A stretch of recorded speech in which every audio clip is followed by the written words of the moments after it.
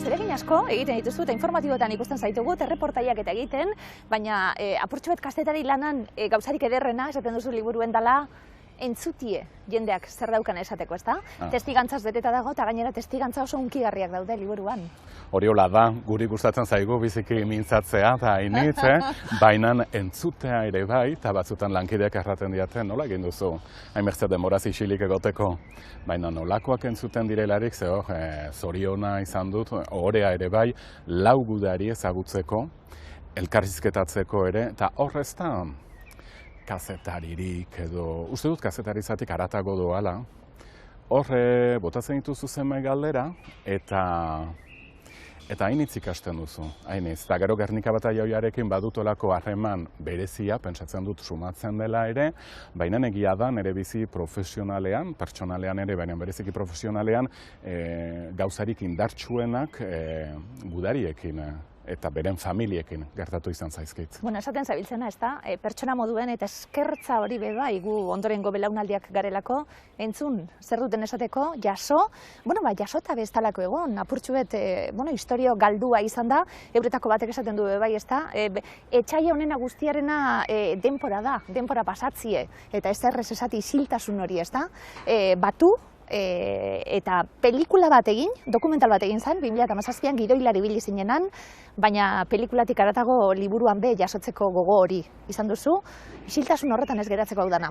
Hori da, eta txikimendu berezia ere, eta familiatik etortzen dena, dokumentala Iban Gonzalezekin egin genuen, baina egia da, familian berean baditugu mundu bigarren gerlan hil diren 3 osaba, Aitatxi eta Amatxiren anaiak, 2 senperen, bertzea azkainen, eta txikia zarelarik, aurra zarelarik hori sekulen ez duzu anzten, eta ez duzu ulertzen zure deiturak, zure abizenak zergatik idatziak diren herriko plaketan, hor Elizaren aintzinean, oroitarriak daude herri guzietan, eta zergatik gure deiturak hor.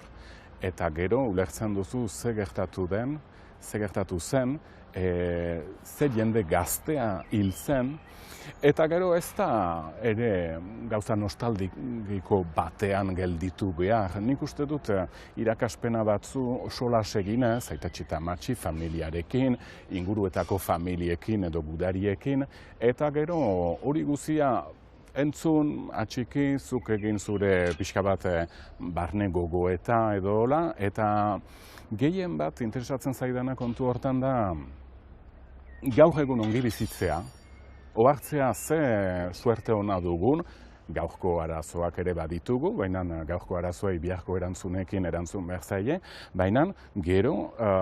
Nondik datorren lortu dugun guztia. Eta balio duela, etorkizuna elgarrekin ongi prestatzeko. Ematen du, hitz potoloak direla, baina uste dut, sinpleki eta naturalki egiten aldela, eta hortan laguntzen gaitu, zeren hau ez da bakarrik historia, hau aktualitatea ere bada. Zalantza barik, testu inguru politikoa, soziala garaikue, historikoa bebai, testigantzak esan dugu, argazki zoragarriak azaleko argazkitik hasita bebai, hemen badauze argazki bikainak, liburua egia esan altxor txiki bata, Frank?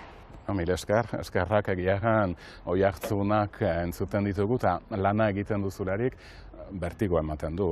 Nik egunero hitza hartzen dut publikoki, hori egia da, baina ez dut egun guzizolako liburu bat ere plazaratzen, eta maitasun handiz egina da, baina behar da ere maila bat atxiki ez, eta uste dut behar batak hausitu dela, baina talde lana delakoz.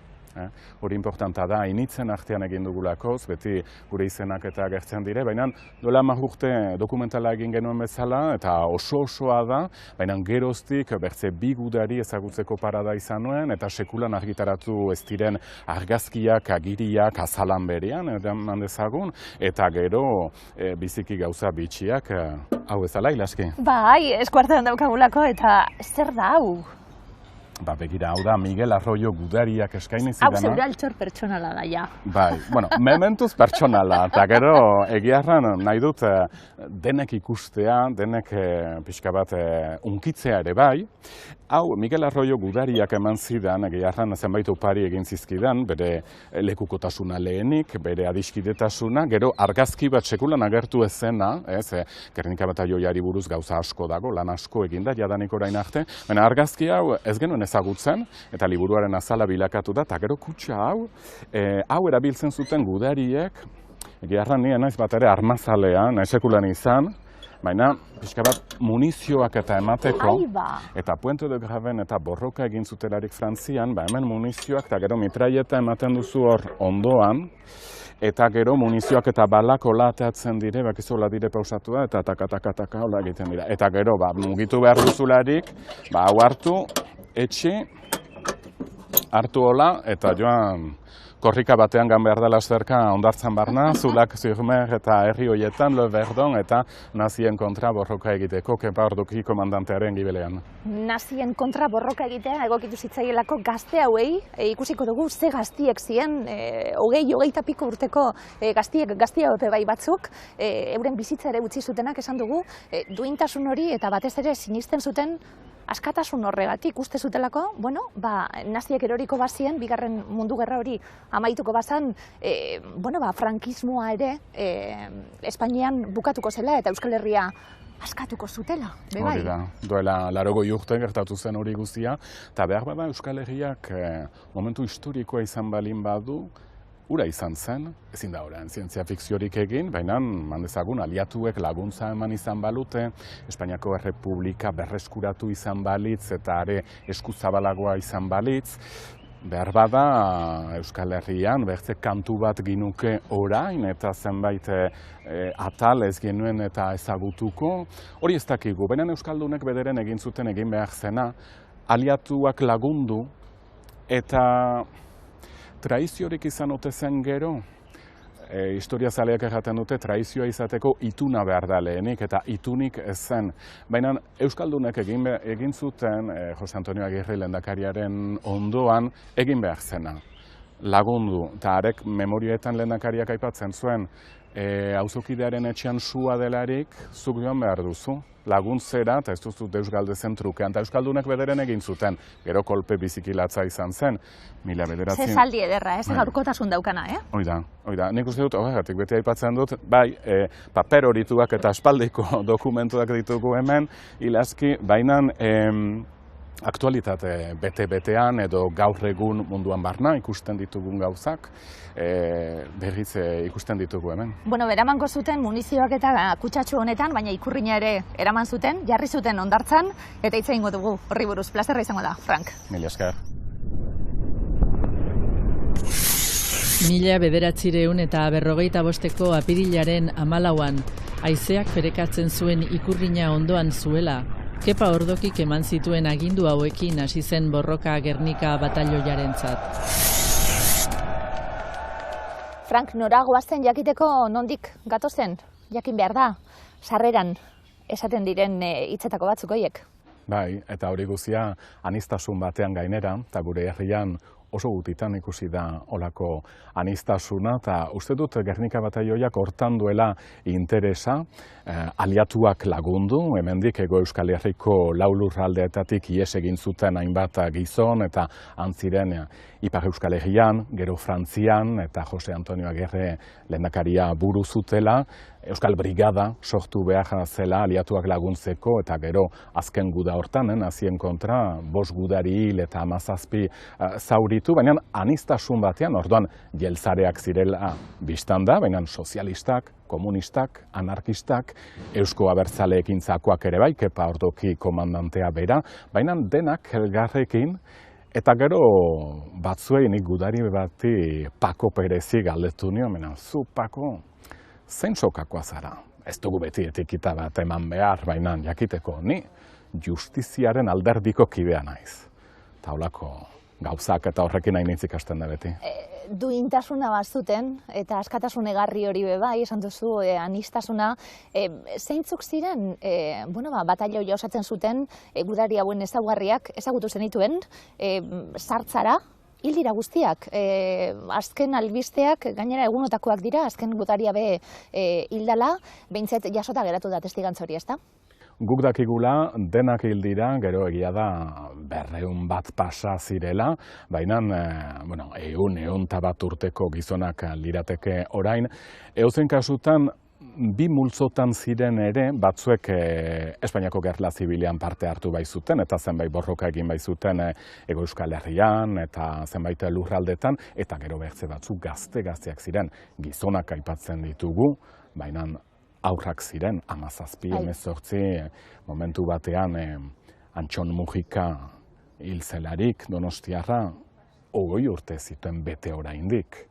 20 urte izan genituelarik ilaski ikuste genuen handiak ginela, baina orain ongi begiratuta ikusten dugu aurrak oraindik, eta hori gertatu zitzaien olako gauzak bizitzea. Aipatzen duzu, gainera, zure ibilbide profesionaleko momenturik hunkigarrienetako bat, izen horrekin lotuta, doa? Bai, erabat.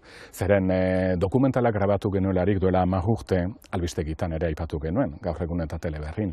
Eta dei bat izan nuen Donostiatik, Mujika Arrizabalaga familiatik deitu ninduten, erranez, begira, Antxon Mujika aipatzen duzue zuen kroniketan, hori gure anaia zen, desagertu zen, eta guk egiazki ze gertatu zitzaion, ez dugu sekulan jakin. Familiak etzekien ezer?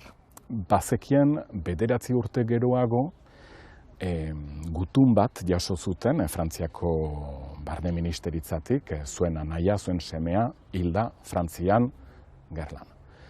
Eta nik orduan jakin nuen, baina gainera ez dizut erranen kasualitatez, baina kasik, Aitor Estebanek, bere kabuz landu zuelako gai hori, errantzigun dokumentala egiten duzu, jakintza zuen gudarien hilobiak Retoko kanposantuan daudela, orduan.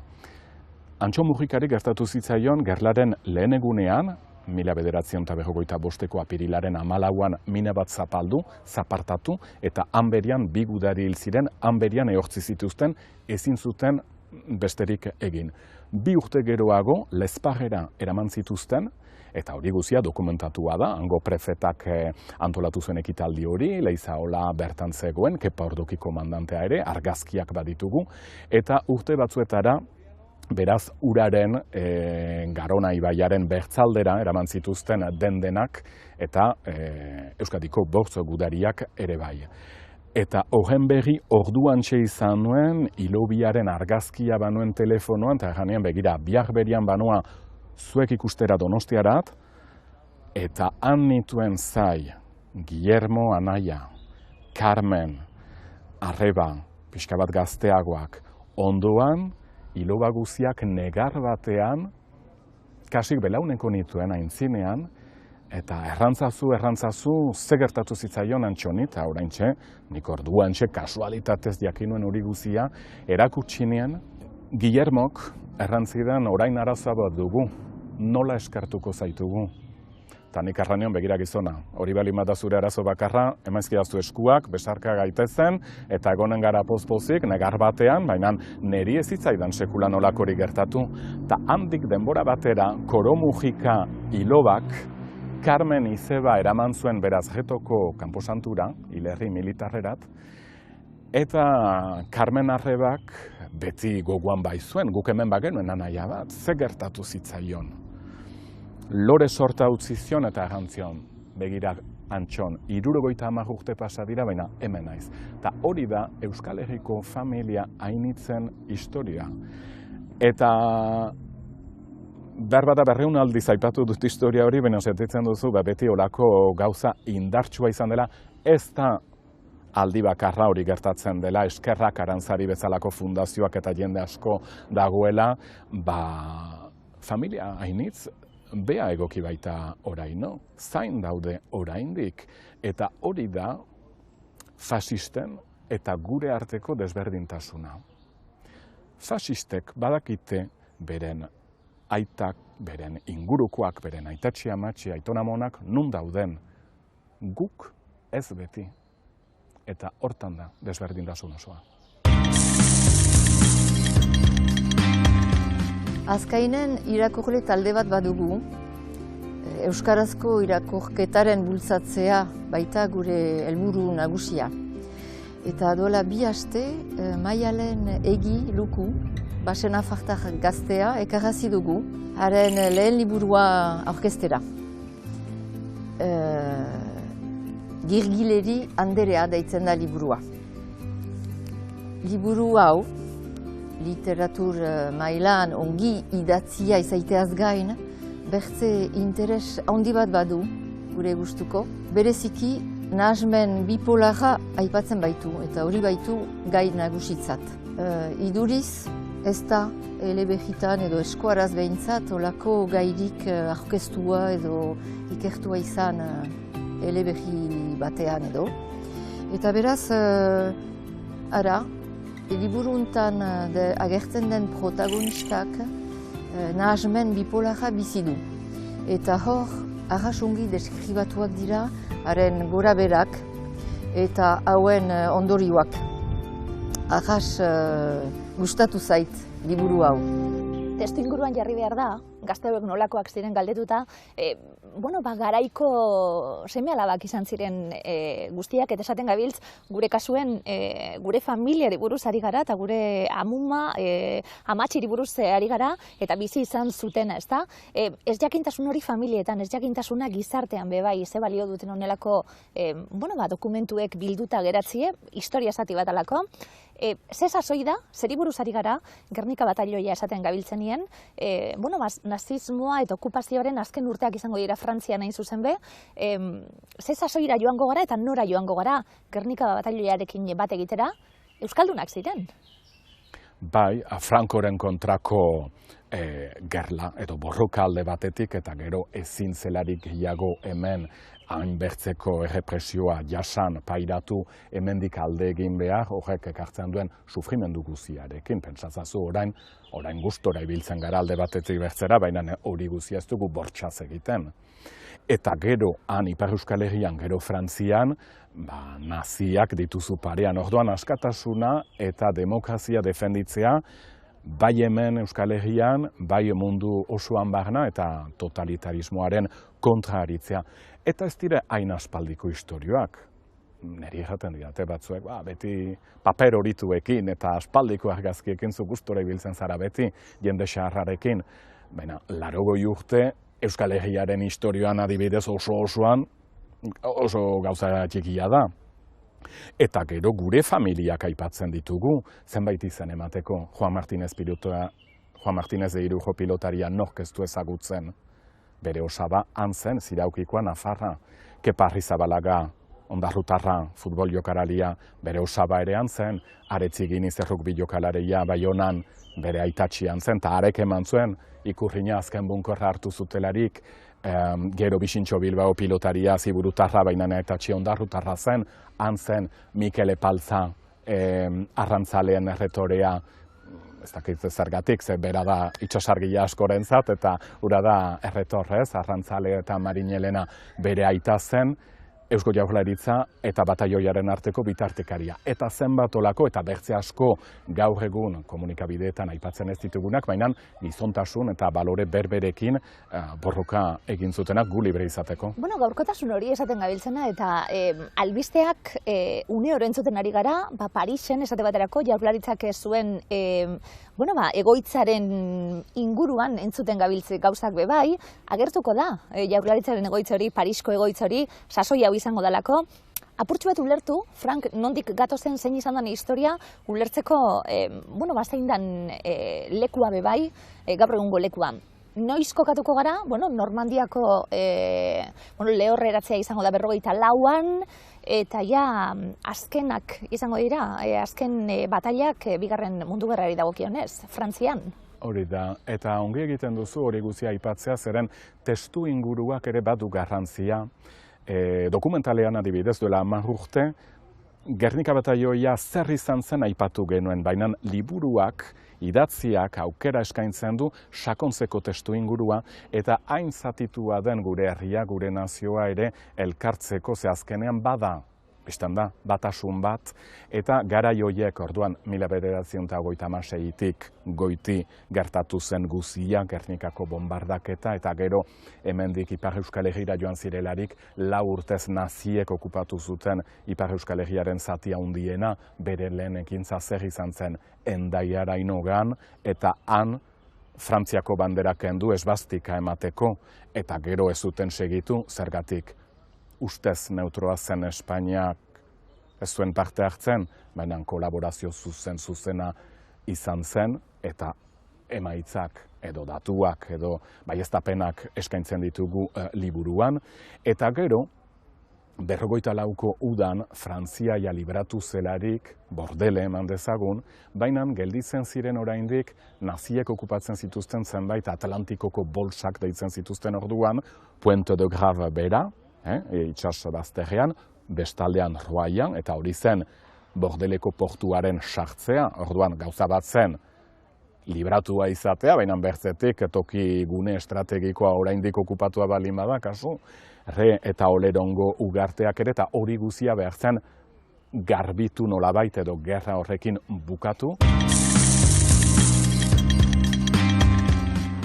Zekale artean harrapaka, Dekatxerin derrai, Salingerrena, fama txarra dauka alde batetik izan zelako zenbait hiltzaileren inspirazio iturri, besteak beste John Lennonen hiltzailearena, eta bestetik dalako novela bat igual nerabezarotik kanpora zentzua handirik ez daukana, zenik irakurri nuen Mundu guztiak bezala nerabezaroan, eta asko gustatu zitzaidan, baina harrezkero ez dut berriro irakurri bada ezpada dezepziorik ezartzearen, ez? Ez naiz oso ondo akordatzen ze pasatzen zaion protagonistari, baina bai akordatzen ez protagonistarekin, Holdenekin, eta nola neure egin nituenaren angustiak eta ezin egonak, ez? El Hambre, Martin Caparrosena, kazetaritza lan bada, reportaje mardul bat, gosearen inguruan, mundu osoan zehar, eta literareki ere, bueno, da harrigarria, ederra eta gogorra ere bai. Nik beti dudarik gabe Sherlock Holmesen obra kompletu hartzen dut, ezta? Badago edizio bat hola nahiko pixka listin telefonikoa bezala dena, eta toki guztietara eramaten dut, bai bidaietan edo bai lanera, eta pixka bat ebaditzeko esan dezagun edo bizitza hobetzeko ere bai. Sherlock Holmes ezagutzen duzu, ezta? Nik uste eta aurkezpenik ez dula behar, eta bere kasu guztiak, bai novela, bai eleberri luzean da, bai historia motzetan, gila esan beti hor daude. Borgesek esaten zuen, zer egin igande arratsalde batean, hil edo Sherlock Holmes irakurritan, nik momentuz Sherlock Holmes irakurtzen dut. Hiruretan puntuan ni Baker Streeten nintzen, baina Holmes artean itzuli gabea zen. Etxe jabeak esan zidanez, goizeko 8 pasatxo ziren Holmes atera zenean. Sutondoan eseri nintzen, behar zen ordura arte esperatzeko asmoz. Banalizazio hori, gainera, terminoi dagokionez bai, terminologiari buruz, izena ez da, Gernika batalloia, askatasunaren ametsa, azpitituluak ere asko dauka esateko, askatasuna bera, terminologia nola galtzen ari den askatasunak berak daukan indarra, esan nahia, balioa, zertzan askatasuna gazte hauentzat? Zeri buruz ari gara askatasunaren ametsa esaten gabiltzen nien? Berdintasuna eta eskubideak denentzat. Nahi duenarentzat, nahi duenak egitea, eta hori aipatzen zuten gainera sanotasun batekin gudariek zuk ikusten baduzu norbait gose edo egarri edo ezin duzu hola egon besoa gurutzaturik zerbait egin behar duzu, eta Paco Perezek berak ejaten zuen, menperatu nahi duen ideia edo gogo batek horrek ezin du iraun, horrek ezin du aintzina egin, noizbait menperatuak nahi zanen du berriz bere askatasuna hartu, eta ikusten duzularik zure nazioa hola kikildua edo erabat suntsitua bezala gogoa duzu, ez baduzu ezagutzen ere, Irundarra, Andoaindarra, Gernikarra, Bermeotarra edo Arabako Errioxakoa, baina ezin duzu ikusi, ez ara gustora bizi, injustizia ikusten baduzu. Ezin duzu zure aurpegia lasai begiratu ispilu batean, eta hori da gudariek egin zutena. Orduan, batzutan ematen du, erromantizismo puntu bat ere badela, erraten ditudan guziak dire, haiekin egindako solasen ondotik, eta gero bertze balore batzu zituzten, mintzatzeko ere nolako adierazpenak egitzen zituzten, esaldi oso-osoak, borobilak, konbikzioak, lasaitasun eta sanotasun batekin, adibide sinplea manen dizut, behin Paco Perezekin egiten genituela lanak, eta aipatu zen, Paco Perez omen zela bizirik gelditzen zen azken gudaria. Nik nuen horrekin zalantzak ditut, bertzerik ez dut aurkitu, baina Jose Ramon Aranberria Getarian agertu zitzaigun, eta sano-sanoki deitu gintuzten familia horretatik, Anderrek eta erranez, hemen ere badugu aita, eta bere anaia ere Joakin han aritu ziren Euskal Brigadan, eta polemika bat edo eztabaida izateko partez munduko lagunik hoberenak bilakatu gara, hori ez da gertatzen eguneroko bizian. Alde horretatik diot, Gernika batalioian ziren kideak, gehienak, nik ezautu ditudanak bederen eta beren familiak desberdinak eta onak direla.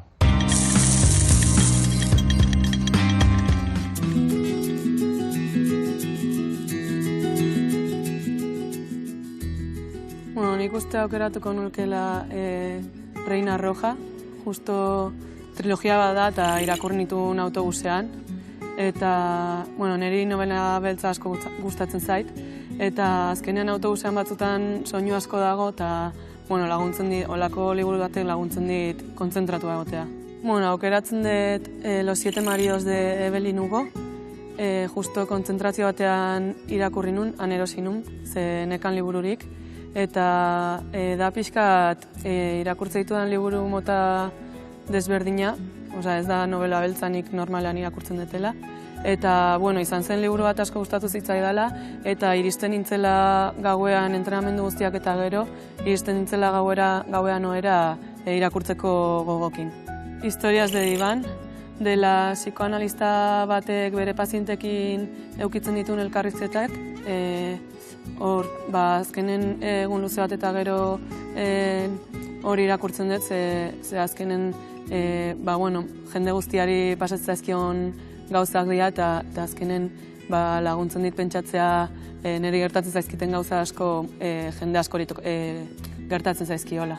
Bueno, nik uste irakurtzea laguntzen ditela pixkat errealitatetik ateratzea, sartzeko beste realitate batean, askotan nik inventatzen detena, ez? Azkenean irakurtzen zoazenean zure buruan egiten duzu historio bat, eta, bueno, laguntzen dit, ez? Azkenen hori esan detena, errealitatetik ateratzea, eta askotan problemetaz haztea eta horrela.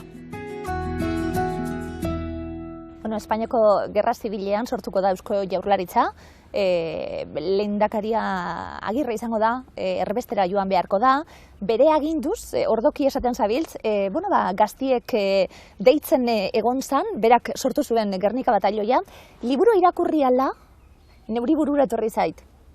Nolakoak ziren, nola hitz egiten zuten, euskaldunek ziren, euskara zen hizkuntza eta momentu baten, argitzen duzu zalantza be bai, euskaldunak ziren. Eta euskaltzaleak.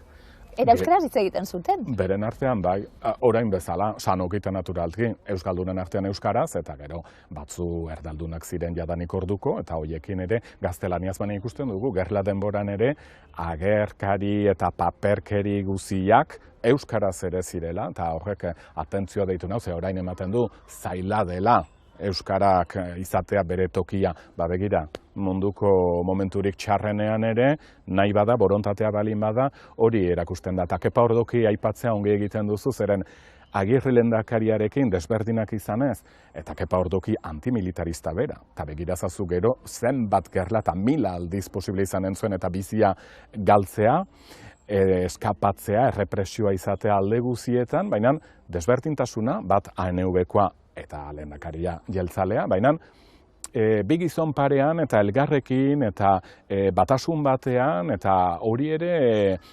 garrantzitsua edo interesgarria izaten alda guaitik ikusita. Eta gainera, liburu bat egitean jadanik poza handia da, emaitasunez egina baita, eta elementu asko ona ekarri baititugu, Frantzian barna barreiatuak ziren argazkiak, agiriak, bideoak ere Euskal Herriratek hartzea, horrek ematen du poza handia egearran, eta behin hori egin eta ikustea hori guzia hasiera bertzerik ez dela, zeren orain jakin dugu, Zuberoan, Kepa Ordoki pastorala idatziko duela Jean Bordacharrek.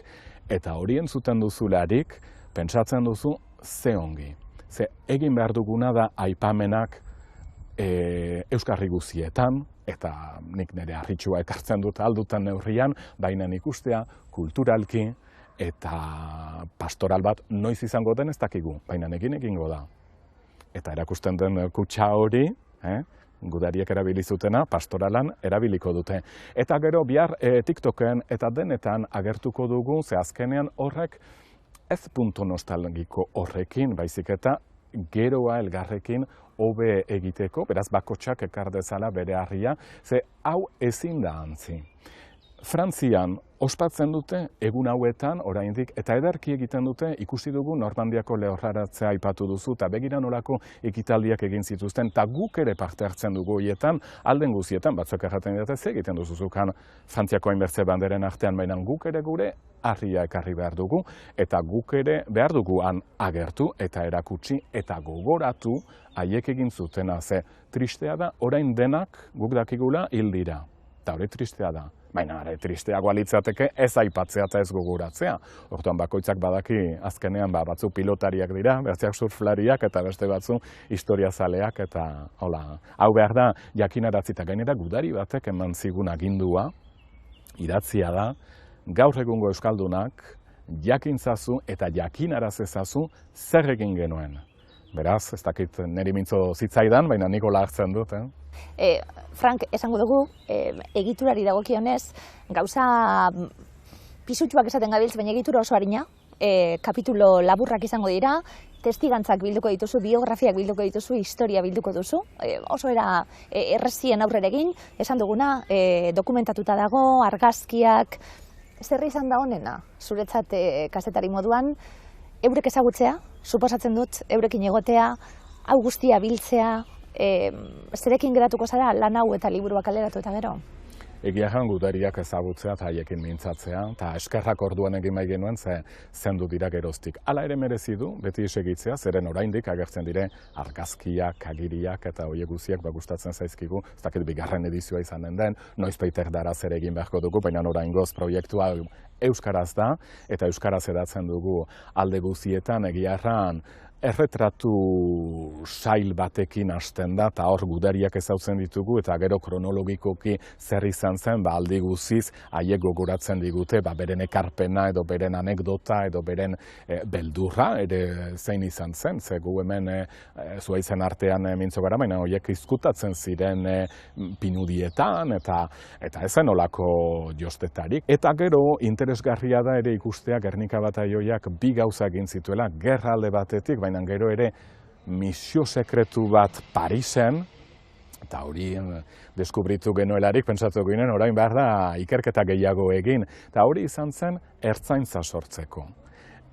Azkenean ikusten dugu Jose Antonio Agirre lehendakariak eta erbestean zen jaurlaritzak dena pentsatua zutela, Radio Euskadi bera bazuten, eta sail guziak, arlo guziak bazituzten, pentsatuz Franco eroriko zela, eta ertzantza beharrezkoa zela, zeren 113 gizon formatu zituzten beraz Britainiarrek eta Parisen, handik eskapatzen baziren erran behar zuten Mexikoko agenteak ziela, eta bakoitzak gero gai izan behar zuen Euskadira itzultzeko, eta bakoitzak 50 gizon formatzeko. Zeren, Franco poderetik kendu izan balute. Diktadura bat kentzen delarik orain ere gauza bera ikusten da, ez da aski diktadorea paretik kentzea. Behar duzu ere barne segurtasuna bermatu. Eta horregatik nahi izan zuten ertzantza sortu eta alde horretatik aniztasuna eta gero bi misio horiek batetik aliatuak laguntzea munduko bigarren gerlan eta ura bukatu zelarik ertzantza sortzen saiatzea, baina hori ere, operazio hori ere bertan bera gelditu zen gero, nazismoaren kontrako borroka izan zen alde batetik, baina ura bukatu zelarik, orain duela 80 urte, Mussolini erori zen, Hitlerrek bere buruaz beste egin zuen, baina Roosevelt ere hil zen bapatean, eta segitu zuenak, Harry Trumanek, komunistak ez zituen baitezpa da gogoko, eta Frankoren alternatiba zein zen nortzuk ziren 60 milioi hildako izan ziren eta pentsatu zuten gauzak utziko ditugu diren bezala, mundu mailan ikusten bada, behar bada ezen ideia txarra, baina Euskal Herritik ikusita hori biziki bortitza izan zen, eta mugan egon ziren gero Alduden, Urepelen, Salvadorrenean, Esnazun, Bankan, Bidarrain, Ainoan, Itsasun eta hor egon zien noiz eroriko zen Franco, hori 1945ean, 30 urte geroago hil zen ohean. Antzerkia antzestekoa da noski, baina baita irakurria izateko ere, eta modu horretan idatzi du liburua Lutxo Egiak. Bertan, 3 antzezlan eta performance bat aurkituko dituzu humorez eta kritika sozialez josiak. 7 ipuin eta istorio jarri ditu trostan egileak, hiriaren eta baserriaren artean. Baita txirikorda batean bezala korapilatuta dagoen pertsonaia sorta bat ere. Liburuak Ignacio Aldekoa beka irabazi du.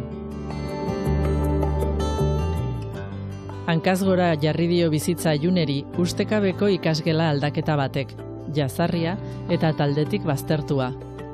Beldurra, etxeko giroa, eskolaren jarrera eta adiskidetasunaren indarra ardatz dituen eleberri laburra. Gernika bataioia duela 80 urten borrokatu zen gu aske izateko, hori Puente de Grave eskualdean Frantzian gogoan dute oraindik, eta guk ere beraz Euskal Herrian aipatu behar dugu nola ez. Aniztasun batean gainera egin zuten hori guzia, eta hori gure herriaren historian oso butitan gertatu da. Gudariek gerla gurutzeak irabazi zituzten orduan, baina Txosko komandanteak berak zera errantzion Agirre lehendakariari. Gerla gurutze horiek Gernikako arbolaren ondoan emango dizkiguzu, baina haiek ezin izan zuten ona itzuli, gu bai.